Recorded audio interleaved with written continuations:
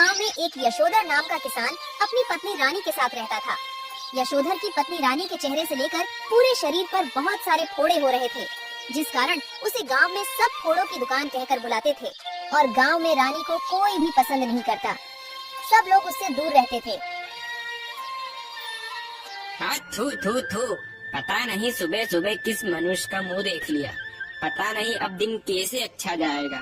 तुरियो, तुझे अभी यहाँ से निकलना था क्या? अरे काका, मैं तो दूध लेने जा रही हूँ। अरे ओ, जरा दूर से बात कर। अगर तेरी बीमारी मुझे लग गई तो? और तुझे कितनी बार मना करा है, ऐसे खुले मुंह घर से बाहर मत निकले कर। चल जा यहाँ से। खड़े खड़े मेरा मुंह क्या देख रही है? इसी तरह गांव में कोई भी रानी से बात नहीं करता, सब उससे नफरत करते। रानी पहले से ही अपने रूप को लेकर दुखी थी और बचे कुचे उसे गांव वाले दुखी कर देते। हे भगवान, पता नहीं कौन से जन्म का पाप इस जन्म में इस रूप में भोगना पड़ रहा है। हे भगवान, मैंने किसी का क्या बिगाड़ा है? यह गांव वाले मुझसे इतनी नफरत क्यों करते हैं? आखिर मेरी इसमें क्या गलती? मैं तो सबका भला ही चाहती हूँ, पर कोई मुझसे सीधे मुंह बात तक नहीं करता। अरे भाग्यवान, आज तुम अकेले अकेले में क्या बड़बड़ा रही हो? अपने कर्मों को कोस रही हूँ, जिस कारण भगवान ने मुझे यह रूप दिया। मेरी इसमें क्या गलती है जो ये गांव वाले मुझसे इतनी नफरत करते हैं? कोई मुझसे सीधे मुंह बात तक नहीं करता और तरह तरह के नामों से चिढ़ाते हैं। अरे तो तुम ये गांव वालों की बातों में क्यों आती हो? ये गांव वाले तो पागल है। अरे ये गांव वाले तो किसी का दुख तकलीफ नहीं समझते। और तुमसे मैं तो नफरत नहीं करता हूँ ना, मैं तो तुमसे बहुत प्यार करता हूँ। और तुम्हें ये गांव वालों से क्या लेना? जब गांव वाले मुझसे नफरत करते हैं, मेरे शरीर का मजाक उड़ाते हैं, तो मुझे बहुत दुख होता है कि ऊपर वाले ने ये मेरे साथ क्या किया। अरे रानी, मैं तुम्हारा दुख समझ सकता हूँ कि तुम्हारे दिल पर क्या बीतती है, मगर कर भी क्या सकते हैं रानी। हमारे पास इतना पैसा नहीं है कि मैं तुम्हारा इलाज कोई अच्छे से वैद्य से करा सकूं। अरे रानी और रानी रानी देखो, अब तो तुम्हारी सबसे पक्की दोस्त सोनम आ गई। ये तो तुमसे बहुत अच्छे से बात करती है ना। जाओ, वो तुम्हें बुला रही है। क्या सोनम, तू ये रानी को क्यों बुला रही है? अरे उस बेचारी रानी को भी हम अपने साथ पानी लेने के लिए ले चलते हैं। तुम्हारा दिमाग तो खराब नहीं हो गया है? वो बदसूरत कलमुही रानी को हम अगर अपने साथ ले गए तो उसकी बीमारी हमें भी लग सकती है। सुजाता, तुम कैसी बात करती हो? तुम एक औरत होकर एक दूसरी औरत का दुख नहीं समझती।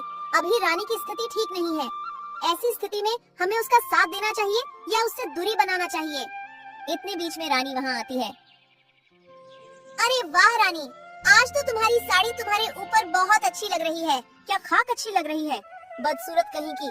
चलो रानी, अब हम चलते हैं। इसी प्रकार रानी और सुजाता सोनम के साथ पानी लेने के लिए नदी के पास जाती है। वह जैसे ही नदी के किनारे पहुंचती है, अरे ओ कलमुही, पहले पानी तू मत भरना। पहले पानी मुझे भरने देना, वरना तू पूरे नदी के पानी को गंदा कर देगी। चल हट साइड में। सुजाता ने नदी से अपना मटका भर के सोनम से कहती है। सोनम ला, तेरा मटका भी मैं भर देती हूँ। नहीं, मैं भर लूंगी सुजाता बहन। अरे ला, मैं भर देती हूँ ना। सुजाता ने सोनम से जबरदस्ती उसका मटका भी नदी से भर के उसे दे दिया। रानी, तुम्हारा मटका मैं भर देती हूँ। नहीं सोनम, मैं भर लेती हूँ। ये मटके को जरा बाजू में रख देती हूँ। रानी ने सुजाता का मटके को जरा सा उठाकर बाजू में रख दिया, जिससे सुजाता बहुत गुस्सा हो गई। अरे कलमुही, तेरी हिम्मत कैसे हुई मेरे मटके को हाथ लगाने की? बोल, तुझे मना करा था ना, मुझसे थोड़ी दूरी बनाए रखी कर। अगर तेरी बीमारी मुझे लग गई तो मेरे इतने सुंदर चेहरे का क्या होगा? अब तूने मेरा मटका ही पूरा गंदा कर दिया। सुजाता बहन, मैं तो अपना मटका भर रही थी, तुम्हारा ही मटका आगे रखा था। केवल मैंने उसको जरा सा उठाकर बाजू में ही तो रखा है। रानी सही तो बोल रही है, तुम्हारा मटका रास्ते में रखा था, उसे निकलने का रास्ता तक नहीं था, इसलिए उसने तुम्हारा मटका बाजू में रख दिया। सोनम, तुम चुप रहो। ये कलमुही फोड़े की दुकान को मैं अच्छी तरह से जानती हूँ। मुझे ये सब पसंद नहीं है ना, इसलिए मेरे मटके को जानबूझकर हाथ लगाया। रुक, तुझे अभी बताती हूँ। सुजाता ने अपना मटका उठाया और नदी में फेंक दिया। और सोनम सुन लो, तुम भी कान खोलकर, अगर कल से तुम इस कलमुही के साथ आई पानी भरने तो मुझे साथ लेकर मत आना। अरे सुजाता, मेरी बात तो सुनो सुजाता। ओ सुजाता, सुजाता रुको, मेरी बात तो सुनो। रानी बेचारी बहुत दुखी हो रही थी।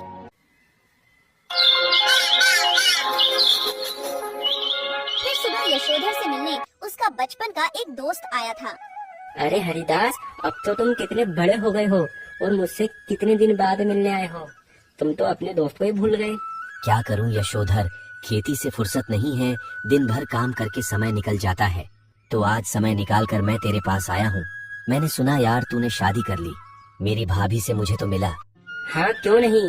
रानी, ओ रानी, रानी देखो तुमसे बाहर कौन मिलने आया है। अरे रुको, मैं आती हूँ।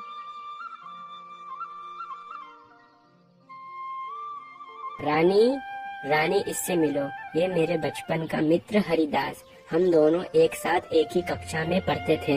रानी को देखकर यशोधर का दोस्त हरी हक्का बक्का रह गया और कहता, यशोधर तेरी पत्नी के शरीर पर इतने बड़े बड़े फोड़े क्यों हो रहे हैं? हाँ यार, पता नहीं ये फोड़े कैसे हो गए। चल छोड़, रानी तुम हरिदास के लिए चाय बना कर लाओ। अगर मैंने इसकी हाथ की बनी चाय पी, अगर इसकी बीमारी मुझे लग गई तो मेरा क्या हाल होगा? मुझे अभी जल्दी से जल्दी जाना है।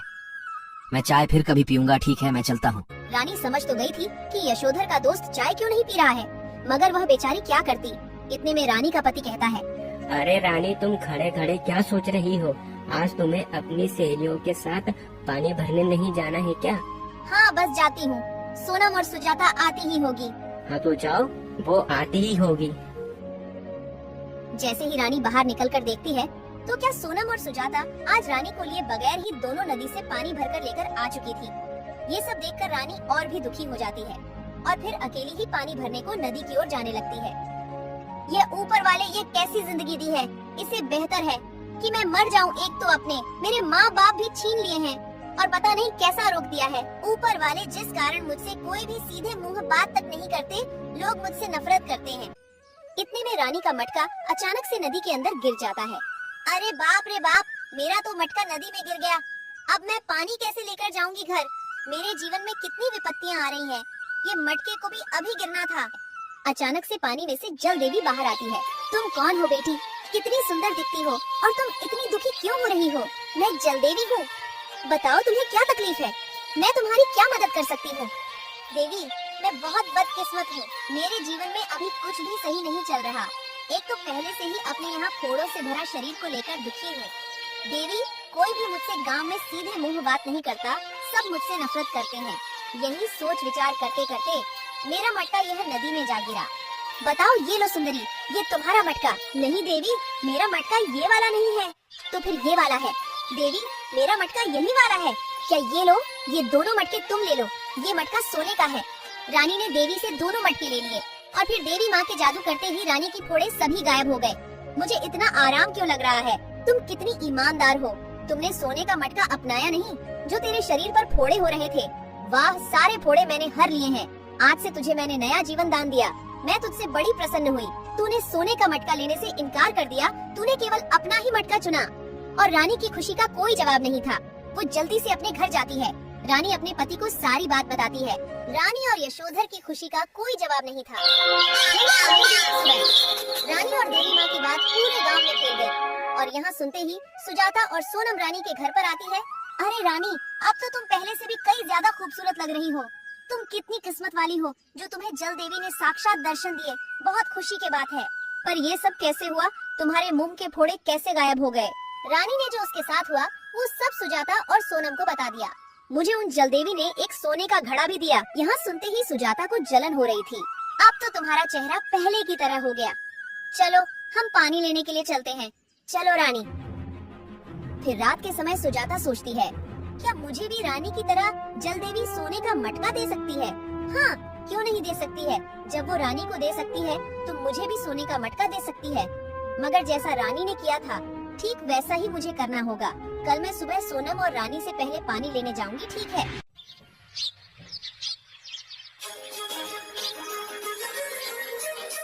सुजाता रानी और सोनम से पहले पानी लेने के लिए निकल जाती है। अब मुझे भी अपना मटका नदी में डालना होगा। इतना कहकर सुजाता अपना मटका वह नदी में डाल देती है। अरे, मेरा मटका नदी में गिर गया। अब मैं पानी घर कैसे लेकर जाऊंगी? अगर मैं पानी घर नहीं लेकर गई तो मुझे मेरी सास बहुत चिल्लाएगी। इतना सुनकर पानी में से वही जल की देवी बाहर आती है और कहती है, क्या हुआ? तुम क्यों रो रही हो? मुझे तुम्हारी तकलीफ बताओ। अरे क्या बताऊं? अब मैं जल की देवी, मेरा मटका आपकी नदी में जा गिरा। अगर मैं पानी लेकर घर नहीं गई तो मुझे मेरी सास बहुत चिल्लाएगी। क्या यह तुम्हारा मटका है? सोने का मटका? पर मुझे पहले सोने के मटके लेने से इनकार करना होगा, जब ही मुझे अच्छा समझकर सोने का मटका मिलेगा। नहीं, ये मेरा मटका नहीं है। मैं तेरी चतुराई समझती हूँ। तूने उस बेचारी रानी को उसके बुरे वक्त में बहुत सताया, तो फिर क्या यह वाला तुम्हारा मटका है? हाँ, ये मेरा मटका है। सुजाता बहुत चतुर थी, मगर जल देवी को सब पता था। फिर जल देवी ने सुजाता को उसका मटका दे दिया। फिर सुजाता कहती है, अरे मुझे तुमने सोने का मटका दिया ही नहीं, क्या हुआ? अब तुम्हें तुम्हारा मटका दे तो दिया। अरे मुझे मटका मतलब आशीर्वाद तो देकर जाओ। ठीक है, देती हूँ। जल देवी ने जैसे ही सुजाता को आशीर्वाद दिया, तो जैसा रोग रानी को था वैसा सुजाता को हो गया, और यह देखकर सुजाता चौंक गई। अरे बाप रे बाप, ये क्या हुआ मेरे साथ? ये तो रानी जैसे फोड़े मेरे पूरे शरीर पर हो गए। अरे जलदेवी, तुमने तो रानी को सोने का मटका और उसका रोग हर लिया था, तुमने तो मुझे ही रोग दे दिया। ये सब तुम्हारे कर्मों का फल है। रानी का मन में कोई पाप नहीं था, इसलिए उसके साथ कुछ बुरा नहीं हुआ, और मैंने एक सोने का मटका दिया। तुम्हारे मन में पाप है, और तुमने उस बेचारी रानी के बुरे वक्त में साथ न देते हुए उसका ही मजाक उड़ाया। अब तुम्हारा लोग मजाक उड़ाएंगे जब तुम्हें समझ आएगा। इतना कहकर जल देवी वहाँ से गायब हो जाती है, और सुजाता बहुत दुखी हो रही थी, अपने किए पर पछता रही थी।